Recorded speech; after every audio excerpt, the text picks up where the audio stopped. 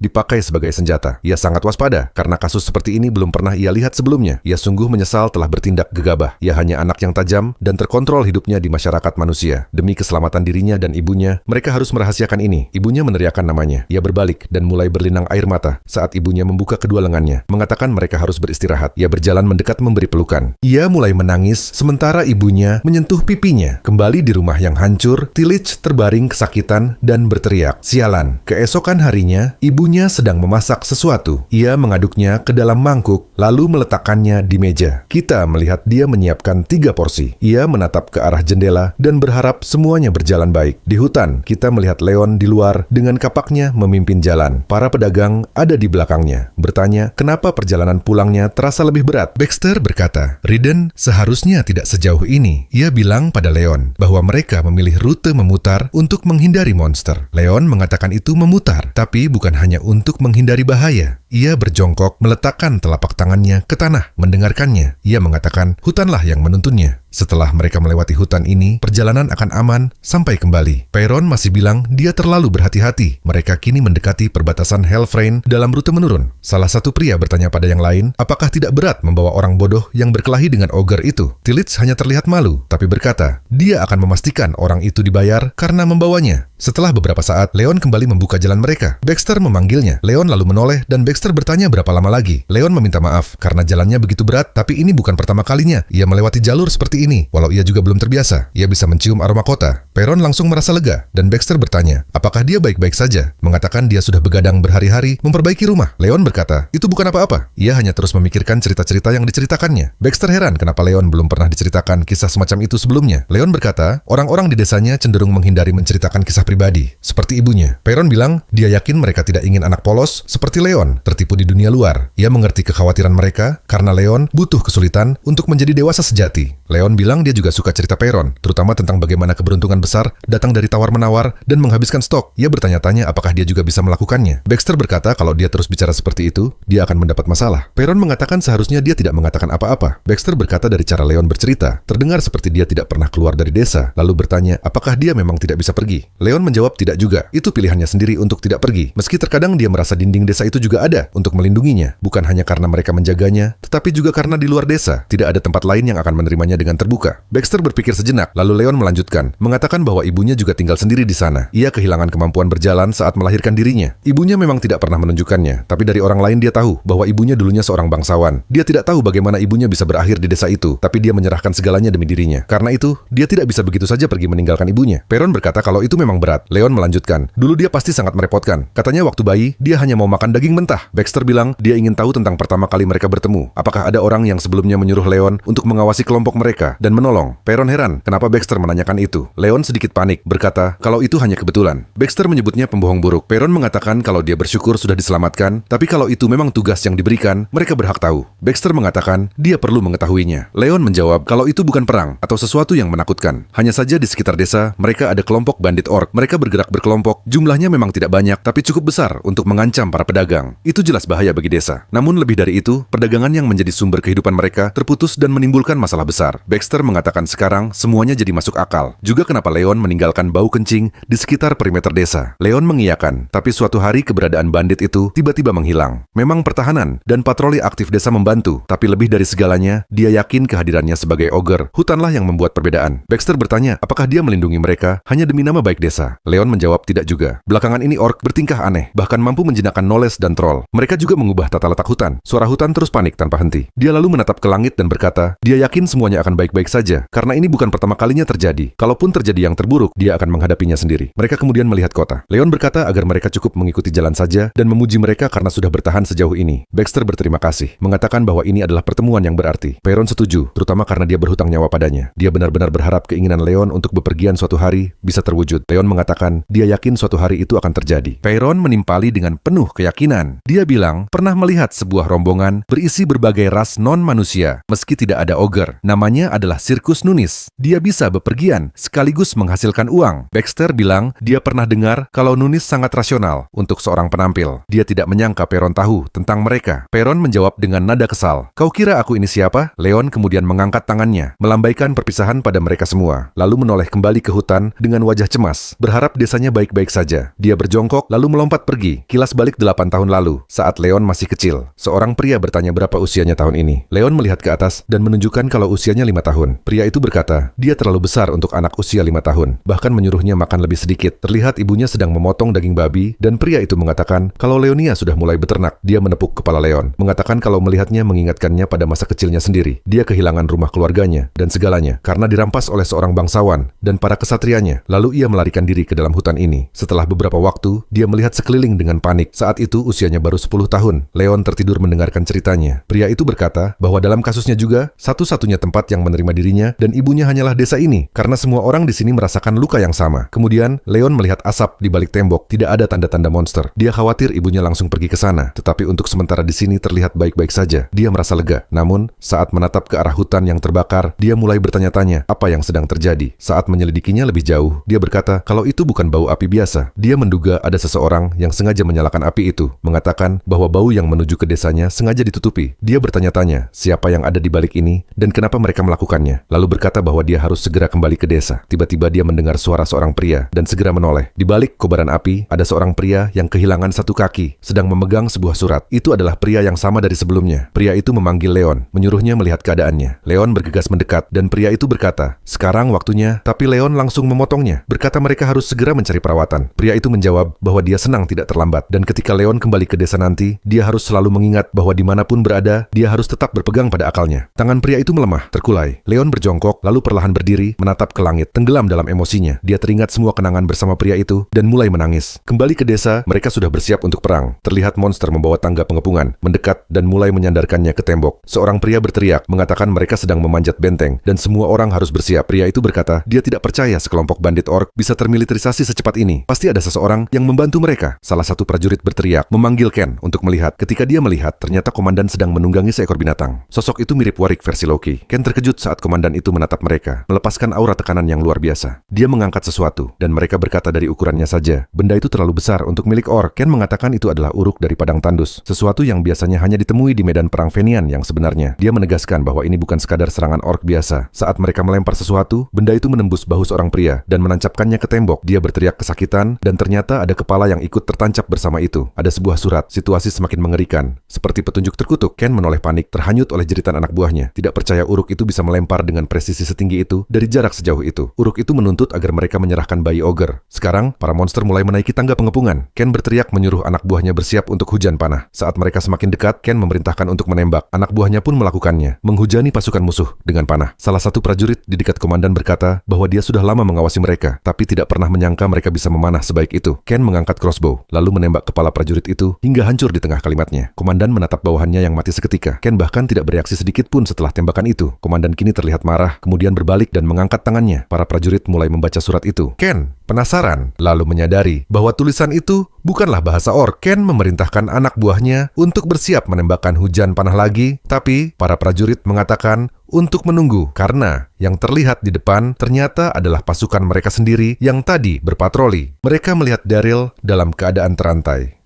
Ken berteriak pada anak buahnya bahwa para bajingan itu menggunakan sandera dan tameng manusia. Dia semakin cemas, tidak tahu apa yang harus dilakukan, sekaligus takut akan nyawa Daryl, yang ternyata adalah putranya sendiri. Para prajurit mengatakan bahwa musuh sedang mendorong menuju gerbang barikade sekarang, jadi Ken harus mengambil keputusan sebelum terlambat. Para prajurit mulai berlari maju ke arah tembok, berteriak bahwa mereka harus menggunakan tubuh mereka untuk memblokirnya. Jika musuh berhasil menerobos, mereka semua akan dibantai. Salah satu dari mereka terlihat ketakutan di sudut, dan prajurit lain membentaknya, mengatakan mereka harus menyelesaikan ini sekarang juga. Tapi dia berkata ini gila, bertanya apakah mereka tidak merasakannya. Mereka sudah melawan banyak monster, tapi tidak pernah menghadapi sesuatu seperti ini sebelumnya. Selain itu, jelas kali ini musuh memang mengincar sesuatu. Mereka mulai menyiapkan balok pendobrak, menghantam langsung ke dinding benteng. Para prajurit mendorong balik, tapi mulai kewalahan. Para monster melihat retakan dan mulai memuji komandan mereka, mengatakan bahwa prajurit yang ditempa di medan perang memang berbeda kelas dibanding mereka. Seperti yang dijanjikan, mereka akan membantunya dalam perburuannya. Mereka terus melanjutkan pengepungan. Para penduduk desa yang diculik merasa tak berdaya dan hanya menjadi beban, sementara yang lain mendesak Ken agar segera mengambil keputusan. Ken masih benar-benar tidak bisa berkata-kata. Daryl berteriak memanggil ayahnya. Para prajurit memberitahu Ken bahwa mereka sudah mengambil keputusan. Tidak ada cara lain untuk menyelamatkan mereka. Tragis, tapi tidak ada pilihan lain. Ken mengatakan mereka harus menembak, tapi dia sendiri tidak sanggup memberikan perintah itu. Seorang prajurit meminta maaf padanya, lalu memerintahkan yang lain untuk bersiap menembak. Komandan musuh menoleh ke atas, lalu tersenyum ketika melihat Leon terbang ke arah mereka. Dia mengangkat kapaknya tinggi-tinggi ke udara. Komandan langsung menyadarinya ketika Leon mengayunkan kapaknya ke arah pasukan. Komandan berkata, sudah waktunya dia menunjukkan dirinya. Yang kemudian terdengar gelombang kejut raksasa dari tempat Leon mendarat, seketika menghapus barisan depan pasukan musuh. Para prajurit terkejut melihat Leon mengubah mereka menjadi kabut darah. Ken tidak bisa percaya dengan apa yang disaksikannya, tetapi komandan malah terlihat senang. Orc lain berkata, Cit, mungkin itu nama komandannya. Dia menambahkan bahwa rencana umpan berhasil dengan sempurna, lalu bertanya apa yang akan dilakukan sekarang. Cit tersenyum saat menatap Daryl. Dia lalu mengayunkan kapaknya, membelah Daryl hingga terburai. Darah mulai membanjiri medan perang. Mata Daryl dipenuhi air mata saat dia memanggil Leon, yang hanya bisa menatap dengan ngeri. Cit mulai terkekeh sebelum akhirnya meledak dalam tawa penuh, sementara ia dan Leon saling berhadapan. Kalau kamu menonton sampai akhir, jangan lupa subscribe dan berikan like atau komentar untuk mendukung channel ini. Terima kasih sudah menonton.